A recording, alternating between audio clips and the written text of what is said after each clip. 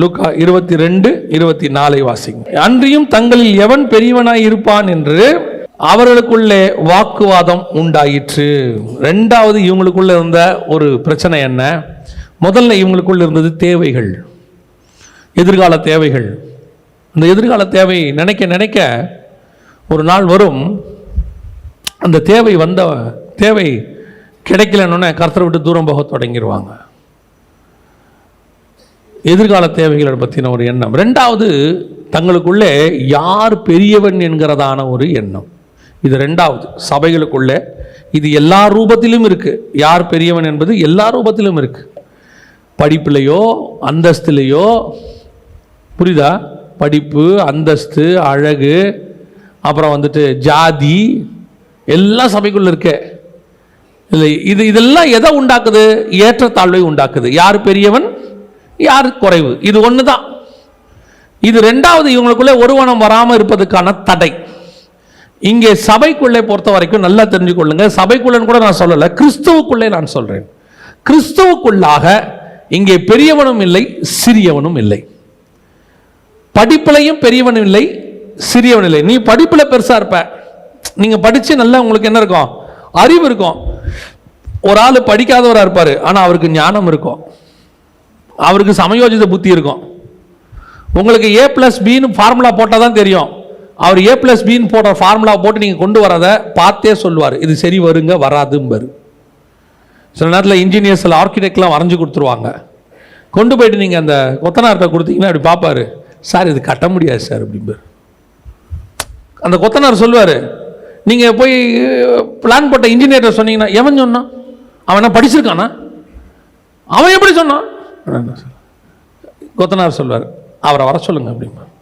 யார? Engineer. Engineer வரும்போது என்ன தெரியுமா செய்வார்? யோ என்ன ஏன் கட்ட முடியாதுன்னு இவர் யோன்னு தான் கூப்பிடுவார். ஆனால் அவர் திருப்பி, சார் இங்கே வாங்க சார் வைங்க. உள்கூடு வெளிக்கூடுலாம் பேசுவாங்க அவங்க உட்காந்து உள்ளுக்குள்ள. எப்படிங்க கடைசியாக பார்த்தா 10 mm அடி வாங்குவோம். ஓ இதை விட்டுட்டோன்னா சரி நான் மாற்றி பிளான் போட்டு கொடுக்குறேன். அவன் இப்போ நினச்சிப்பான் போய, அவர் உள்ள நினச்சிப்பாரு. பல நேரத்தில் நாம் எதில் பெரியவன் நினைக்கிறோமோ இன்னொரு விஷயத்தில் அவர் பெரியவராக இருப்பார். நீங்கள் சில நேரத்தில் நினச்சிக்க கூடாது, நமக்கு எல்லாம் தெரியும், நம்ம பெரியவன், பாஸ்டர் நமக்கு சர்ச்சில் இம்பார்ட்டன்ஸே தரமாட்டாரு இல்லையா? நான் நல்லா பாடுவேன், நீ நல்லா பாடுவேன், ஆனால் சுதியோட பாட மாட்டேன், அதான் பிரச்சனையே. சில ஆட்கள் நல்ல குரல் வளம் இருக்கும், கீபோர்டுக்காரனோட பாட வராது.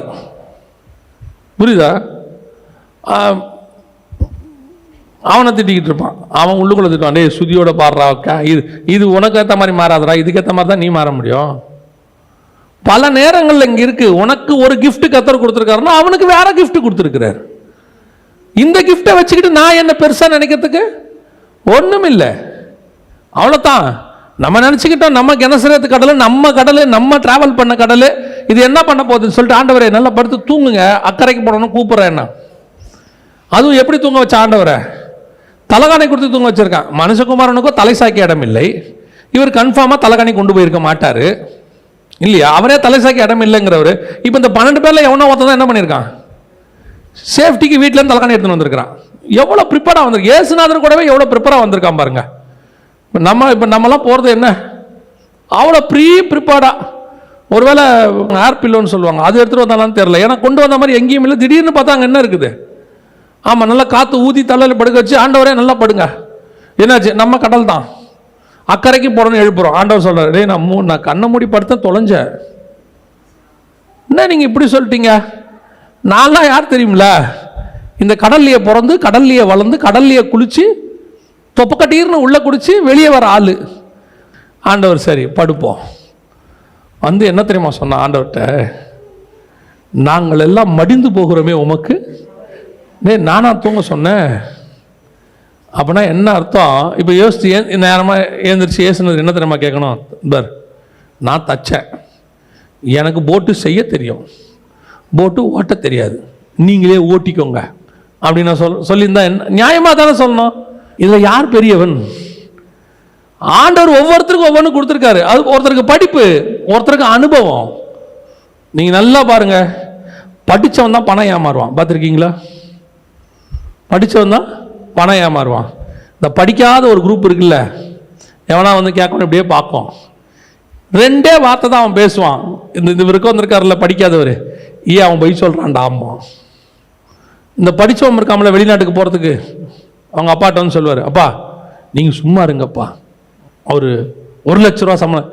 வேணாம்டா, அவனை ஆளை பார்த்தாலே சரியில்லை பார், படிக்காத ஆள். பல நேரங்களில் கர்த்தர் ஒவ்வொருத்தருக்கும் ஒவ்வொரு கிருபை கொடுத்துருக்கிறார். ஆண்டவர் பூமியில் படைக்கும் போதே படித்தவன் தான் முன்னேறணும், படிக்காதவன்லாம் நடுத்தரில் நிற்கணும்னு கொண்டு வரல. ஒவ்வொருத்தருக்கும் ஒன்று கொடுத்துருக்கிறார். ஒருத்தனுக்கு மியூசிக்காக இருக்கும், ஒருத்தனுக்கு ஸ்போர்ட்ஸாக இருக்கும், ஒருத்தனுக்கு எஜுகேஷனாக இருக்கும், ஒருத்தனுக்கு அட்மினிஸ்ட்ரேஷனாக இருக்கும், ஒருத்தனுக்கு இன்ஜினியரிங்காக இருக்கும், ஒருத்தனுக்கு மெடிக்கலாக இருக்கும், ஏன் ஒருத்தனுக்கு தொழில் பார்க்கறதா இருக்கும், பிஸ்னஸ்மேனாக இருக்கும். இதுக்கு கர்த்தர் ஒவ்வொருத்தருக்கும் இதில் யாரும் இங்கே சின்னவன் பெரியவனே கிடையாது. எவ்ரிபடி கர்த்தருக்கு முன்பாக நாம் எல்லோரும் சரிசமமாக இருக்கிறோம். அது வெளியே எப்படியோ, சபைக்குள்ள கிடையவே கிடையாது, எதுலையுமே கிடையாது. சபைக்குள்ள உட்காந்துக்கிட்டு எனக்கு ஒரு ஊழியக்காரர் தெரியும், அவர் பேசும்போதே எப்படி பேசுவார் தெரியுமா?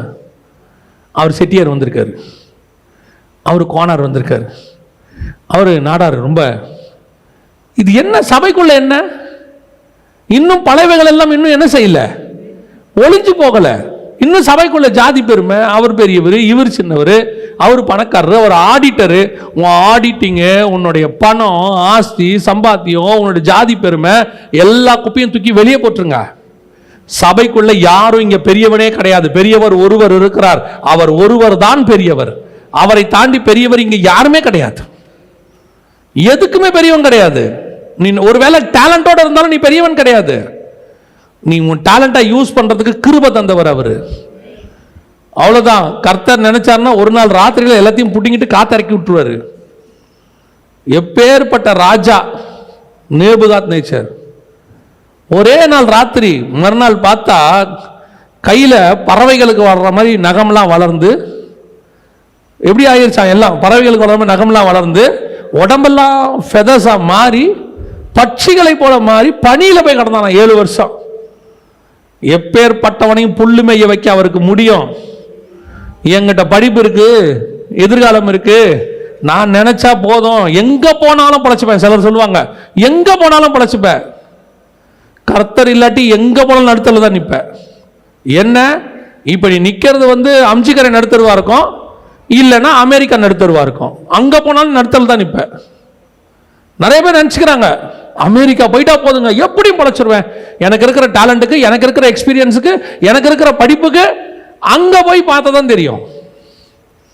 நீ யோர்தான்ல இருந்தாலும் சரி, எகிப்துல இருந்தாலும் சரி, அல்லது நீங்கள் வந்து பாபிலோன்ல இருந்தாலும் சரி, கர்த்தர் இருந்தால் நீங்கள் அரண்மனை வாசல்ல உட்கார்ந்திருப்பீர்கள்.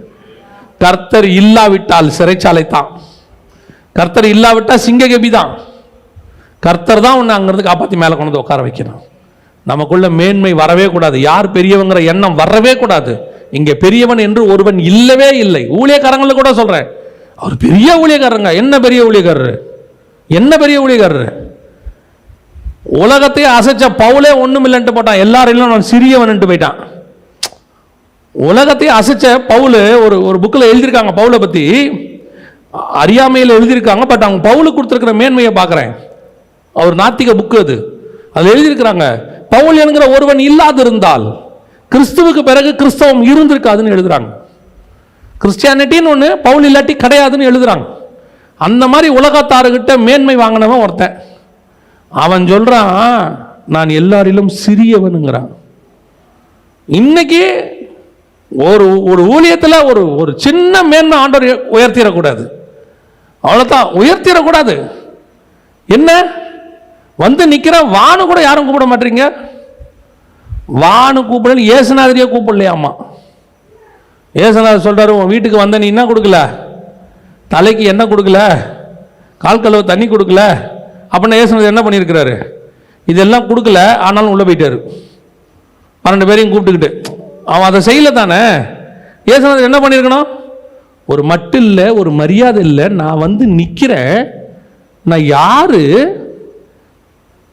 நான் தேவனுடைய குமாரன், அதை விடு, இவங்களை கேளு, நான் யாரு, நீ இஸ்ரவேலில் ஒரு தீர்க்கதரிசி, ஒரு தீர்க்கதரிசி வந்து நிக்கிறேன், எனக்கு ஒரு மரியாதை இல்லை, வாங்கடா போலாம். ஏசுரா சொன்னார், வாடா, அவனுக்கு தான் மரியாதை தெரியல, நமக்கு தெரியும் வா. அவ்வளோ பெரிய ஏசுநாதரே அந்த மரியாதை எதிர்பார்க்காம போய் உள்ள போய் உட்காந்து விட்டாரு.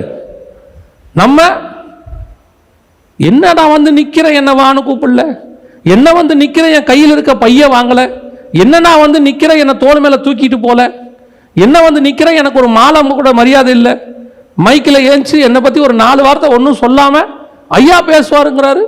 நான் யாருன்னு சொல்லுங்க. ஐயா நீ யாருன்னு உனக்கு தெரியாத? இல்ல வந்திருக்கிறவங்களுக்கு அவனுக்கு நல்லா தெரியும் நீ யாருன்னு, ஏறி பேசு. இதுல இப்போ ஒரு கலாச்சாரம் ஒன்று வந்திருக்கு கிறிஸ்தவத்தில். மேலே ஏறி நின்று ஐயா யார் தெரியுங்களா, ஐயா ஐயா ஐயா ஓஹோ. இவர் ஏந்திரிக்கிறதுக்கு முன்னாடி அண்ணன் வராருன்னு என்ன பண்ண வேண்டியிருக்கு? நீ நானும் ஒண்ணும் இல்லை, வெறும் மண்ணு. கழுதை மேல கிறிஸ்து உட்கார்ந்ததுனால உனக்கு மரியாதை. இறங்கிட்டாரு, கழுதைக்கு பின்னாடி எவனும் போக மாட்டான், கிறிஸ்துவுக்கு பின்னாடி தான் போவான். கழுதையை சீண்ட ஆள் இருக்காது. கிறிஸ்து உட்கார்ந்து இருக்கிறதுனால தான் கழுதைக்கு மரியாதை, இல்லைன்னா கழுதைக்கு ஒரு மரியாதை இல்லை. சில நேரத்தில் கழுதைக்கு கீழே என்ன பண்றாங்க, பெட்ஷீட்டை போடுறாங்க, சால்வையை போடுறாங்க, கிளைய உடைச்சு போடுறாங்க, எல்லாத்தையும் உடைக்கிறாங்க, உனக்கு பொன்னாடை போத்துறாங்க, கிஃப்ட் கொடுக்குறாங்க, சில நேரத்தில் உனக்கு எல்லா மேன்மையும் கொடுக்குறாங்க. இந்திய தொலைக்காட்சிகளில் முதல் முறையாக அப்படிங்கிற மாதிரி உலக வரலாற்றில் இந்த ஊழியக்காரர் மாதிரி ஒருவரும் உண்டோ அப்படின்னு சொல்லிடுறாங்க. இந்த கழுதை என்ன பண்ணக்கூடாது தெரியுமா? கீழே போட்டிருக்கிற அந்த இலையை பார்க்கக்கூடாது, செடி கொடியில் இருக்கிற இலையை பார்க்கக்கூடாது. நமக்கு தான் இலை போட்டான், உனக்கு இலை போடலை. உன் மேலே உட்கார்ந்து இருக்கிறாரு, அவருக்கு மேலே இருக்கிற மரியாதையில் உனக்கு சர்வ் பண்ணிக்கிட்டு இருக்கிறான். அவன் மேலே இருக்கிறவர் இறங்கிட்டாரு, தொலைஞ்ச காணாம போயிடுவ. எருசலேமுக்குள்ள அவர் தான் போவாரு, கழுதை காணாம போயிடும். கல்வாரிக்கு அவர் தான் போவாரு, கழுதை காணாம போயிடும். பிலாத்துவின் அரண்மனைக்கு அவர் தான் போவாரு, கழுதை காணாம போயிடும். கழுதைக்கு மேலே இயேசுநாதர் உட்கார்ந்து இருக்கிற வரைக்கும் தான் கழுதைக்கு மரியாதை. பல நேரங்களில் கர்த்தர் உன்னை கொண்டு ஏதாவது ஒரு காரியங்களை செய்கிறாரா, அது கிருபைன்ட்டு ஓடிடணும், கிருபைன்ட்டு ஓடி போயிடணும். என்ன மாதிரி பாட யாராவது இருக்கிறாங்களா, தொண்டையில கை வைப்பாரு. நான் சொல்றேன், என்ன மாதிரி மியூசிக்கை வாசிக்க ஆள் இருக்குதா, கையில் கை வைப்பாரு. எப்பேற்பட்ட மியூசிக் வாசிக்கிற நம்பர் 1 பர்சன் தெரியுமா உங்களுக்கு?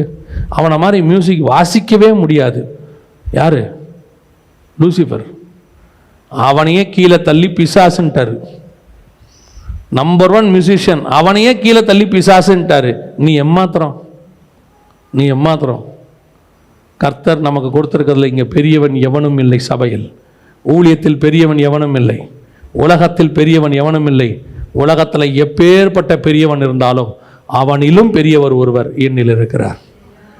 தேவாலயத்திலும் பெரியவர், சாலமோனிலும் பெரியவர். நீங்கள் பார்க்குற எதை வேணா எடுத்துக்கங்க, அதிலும் பெரியவர் ஒருவர் இருக்கிறார். அவர் உன் கூட இருக்கிறார். அதுதான் உனக்கு எனக்கும் ஆசீர்வாதம். எல்லாத்த விட பெரியவர் என் மேலே இருக்கிறார். யாராவது வந்து ஏதாவது உங்ககிட்ட சொல்லுவான், ஐயா உங்களை மாதிரி உங்கள் குரல் இருக்கே அப்படிம்பா. உங்களுக்கு அவனை எப்படி பார்க்கணுன்னா, இந்த சாத்தான் எப்போ உள்ளே வந்தான். நிஜமாக நீங்கள் அப்படி தான் பார்க்கணும். நான் நிஜமாக சொல்கிறேன். யாராவது சாட்சி சொல்லுவாங்க, உங்கள் பாடல் மூலமாக ஆண்டவர் கூட தொட்டாரு, பேசினாரு, என் வாழ்க்கை மாறுச்சு, அது வேறு, அது சாட்சி. உங்களை புகழ்றதுக்குன்னே ஒருத்தர் வருவான். பொண்ணுக்கு புடமும் வெள்ளிக்கு குகையும் மனுஷனுக்கு புகழ்ச்சியுமே சோதனை. ஒருத்தன் வருவான், அவன் சாட்சியெல்லாம் சொல்ல மாட்டான். அண்ணா இப்படி ஒரு வெளிப்பாடை நான் பார்த்ததே இல்லைண்ணே அப்படின்னா, அவன் நம்மளை மட்டும்தான் பார்த்துருக்கான்னு அர்த்தம். அவன் வேற யாரையுமே பார்த்ததில்லை. ஏன்னா இதை விட மூலனா பேரெல்லாம் எங்கே இருக்கிறாங்க? நம்ம ஊரில் சொல்லுவாங்கல்ல, நான் ஓட்டப்பந்தயத்தில் 2வது வந்து ப்ரைஸ் வாங்கிட்டேன் அப்படிமா. எத்தனை பேர் ஓட்டினீங்க? 2 பேர். அதில் அவன் 2வது.